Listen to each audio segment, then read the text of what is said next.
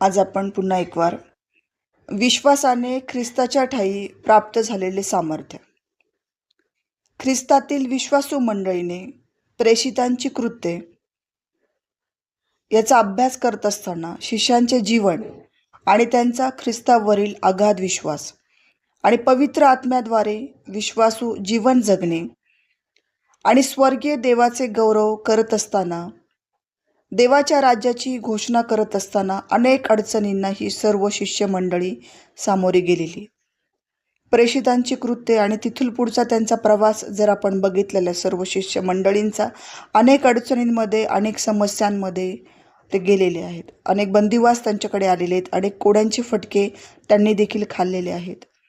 त्यांना देखील देह शिक्षा झालेली आहे. परंतु परमेश्वरावर त्यांनी कशा प्रकारे विश्वास ठेवलेला आहे, स्वर्गीय देवाकडे आणि ख्रिस्ताच्या प्रीतीकडे त्यांनी बघितलेले आहे. आणि शिष्य मंडळींना देवाने चिन्ह आणि चमत्कार करून कशा प्रकारे अनेक प्रसंगी वाचविलेले आहेत ते आज आपण पाहणार आहोत. तर आज आपण प्रेषितांची कृत्ये याचा 12वा अध्याय, याच्यामध्ये आपण पेत्राची बंदिवासातून सुटका होते आणि ती सुटका होत असताना त्याच्यासाठी किती मंडळी प्रार्थना करत होती, कशा प्रकारे दिवसरात्र ती देवाची सेवा करत होती. तर त्याचा आपण आज अभ्यास करूया आणि त्याचं मनन करूयात की खरोखर हा विश्वास, ही प्रार्थना आज आम्ही करत आहोत का. त्या प्रार्थनेचे रहस्य परमेश्वर कशा प्रकारे उलगडत आहे आणि शिष्यांना, त्यांच्या मंडळींना आणि जे कोणी हेरोद असतील, त्यांचे विरोधी असतील, आणि त्यांना देव कसा दाखवून देत होता की मी ह्यांचा देव आहे आणि मी ह्यांना सर्व संकटातून आणि बंदिवासातून सोडवणारा देव आहे. तर आपण त्या पेत्राचा अनुभव घेतोय आणि त्याचा प्रवास कसा झालेला आहे आपण तो बघूयात. ह्या प्रेषितांची कृत्य याचा 12वा अध्याय. त्यावेळेस हेरोद राजाने मंडळीतल्या कित्येकांस छळावे म्हणून त्याजवर हात टाकिला आणि योहानाचा भाऊ याकोब याला त्याने तरवारीने जीवे मारविले. ते यहुदी लोकांस आवडले असे पाहून तो पेत्रालाही धरण्यास प्रवृत्त झाला. ते बेखमीर भाकरीचे दिवस होते. त्याला धरल्यावर त्याने त्याला बंदीशाळेत ठेविले आणि त्याच्या रखवालीकरिता त्याला शिपायांच्या 4 चौकड्यांच्या स्वाधीन केले. वल्हांडण सण झाल्यावर त्याला लोकांपुढे बाहेर आणावे असा बेत त्याने केला. याप्रमाणे पेत्र बंदीशाळेत पहाऱ्यांत होता, परंतु त्याचकरिता देवाजवळ मंडळीची प्रार्थना एकाग्रतेने चालली होती. हेरोद त्याला बाहेर आणणार होता. त्या रात्री पेत्र 2 बेड्या घातलेला असा 2 शिपायांमध्ये निजला होता आणि पहारेकरी दरवाजापुढे बंदीशाळा राखीत होते. तेव्हा पहा, प्रभूचा दूत त्याच्याजवळ अवतीर्ण झाला आणि खोलीत उजेड पडला. त्याने पेत्राच्या कुशीवर थाप मारून त्याला जागे करून म्हटले, लवकर उठ. तेव्हा त्याच्या हातातील बेड्या पडल्या. मग देवदूताने त्याला सांगितले, कमर बांध व वहाणा घाल. त्याने तसे केले. त्याने त्याला म्हटले, तू आपले वस्त्र पांघरून माझ्या मागे ये. तो निघून त्याच्या मागे चालू लागला. तरी देवदूताच्या द्वारे झाले ते खरे आहे असे त्याला कळले नाही. आपण दृष्टांत पाहत आहो असे त्याला वाटले. नंतर पहिला व दुसरा पहारा ओलांडून ते नगरात जाण्याच्या लोखंडी दरवाजापर्यंत आल्यावर तो आपोआप त्याच्यासाठी उघडला आणि ते बाहेर पडून पुढे एक रस्ता चालून गेले. तो देवदूत अंतर्धान पावला. मग पेत्र शुद्धीवर येऊन म्हणाला, आता मला खरोखर कळले की प्रभूने आपला दूत पाठवून मला हेरोदाच्या हातातून व यहुद्यांच्या सर्व प्रतीक्षेपासून सोडविले आहे. असे समजून मार्क, योहान याची आई मरिया हिच्याजवळ आणि तिच्या घराजवळ तो आला. तो तेथे बरेच लोक एकत्र मिळून प्रार्थना करीत होते.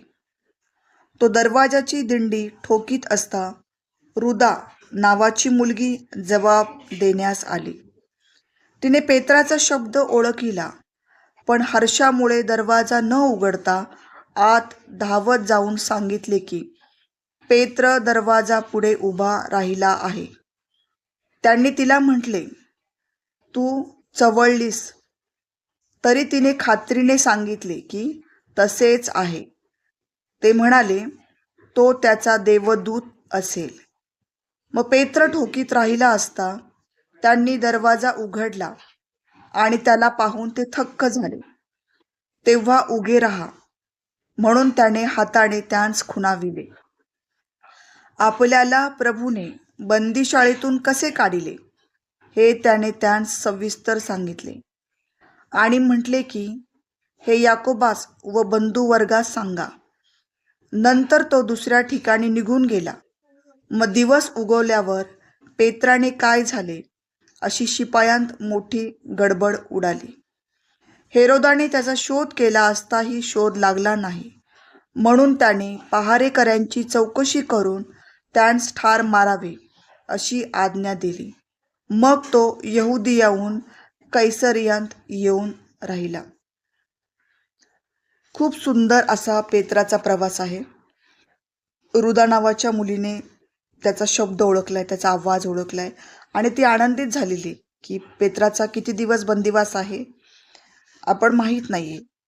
परंतु जेव्हा पेत्र बंदिवासात गेलेला आहे आणि ही जी शिष्य मंडळी ही अंतकरणाने दुःखी झालेली आणि दुःखी अंतकरणाने त्यांनी केवळ ख्रिस्ताची वाचा जी होती त्यांनी ती ओळखली की तुम्ही प्रतिदिवशी प्रार्थनेत राहा.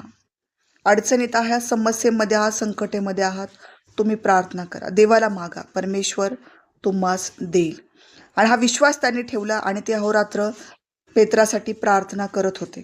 आणि रुदा नावाच्या मुलीने त्याचा शब्द ओळखला, आनंदित झालेली आणि ती त्या दरवाजाकडे न उघडता दरवाजा ती धावत जाऊन तिने आतमध्ये सांगितले. ते लोक बोलले, तू चावळली आहेस, तरी तू नीट पहा, तो नसेल तर त्याचा देवदूत असेल. आपण पाहतो की खूप सुंदर असं वर्णन इथे दिलेले की तो पेत्र नसू शकतो तर त्याचा देवदूत आहे. म्हणून प्रियांनो, ज्या ज्या वेळेस तुम्ही ख्रिस्ताकडे पाहता, पवित्र देवाचा जो स्वर्ग आहे त्या स्वर्गाकडे पाहता आणि त्या स्वर्गात विराजमान आमचा जो पवित्र प्रभू त्याच्याकडे पाहता, त्यावेळेस ही जी देवदूत मंडळी आपल्यासाठी अहोरात्र करुबार पंख धरून परमेश्वराची योजना आपल्यापर्यंत आणतात, त्या देवदूतांकडे देखील पाहत जा. आणि परमेश्वराकडे जेव्हा तुम्ही प्रार्थना आणि विनंती करता त्या देवदूतांप्रमाणे देखील आमचं जीवन असावं असं तुम्ही करा. पवित्र पवित्र अशी घोषणा जे पवित्र मंडळीमध्ये बोलतात, देवाच्या समोर अशी घोषणा करतात, त्या पवित्र देवदूतांकडे देखील आम्ही बघणं गरजेचं आहे. कारण की इथे उल्लेख होतोय की प्रेषितांची कृत्य याचा 12व्या अध्यायामध्ये आपण पाहतोय की त्यांनी 15व्या वचनात सांगितले की असेच आहे. ते म्हणाले, तो त्याचा देवदूत असेल. पेत्राचा कदाचित तो देवदूत असू शकतो आणि तो दरवाजा वाजवत आहे. आणि याच प्रकारे परमेश्वराच्या द्वारे देवदूतांच्या द्वारे देखील आम्हाला आशीर्वाद मिळावा, याप्रमाणे आमचं जीवन असावं. तसा गॅब्रिएलाने आशीर्वाद दिलेला आहे, मिखाल देवदूतांनी आशीर्वाद दिलेला आहे.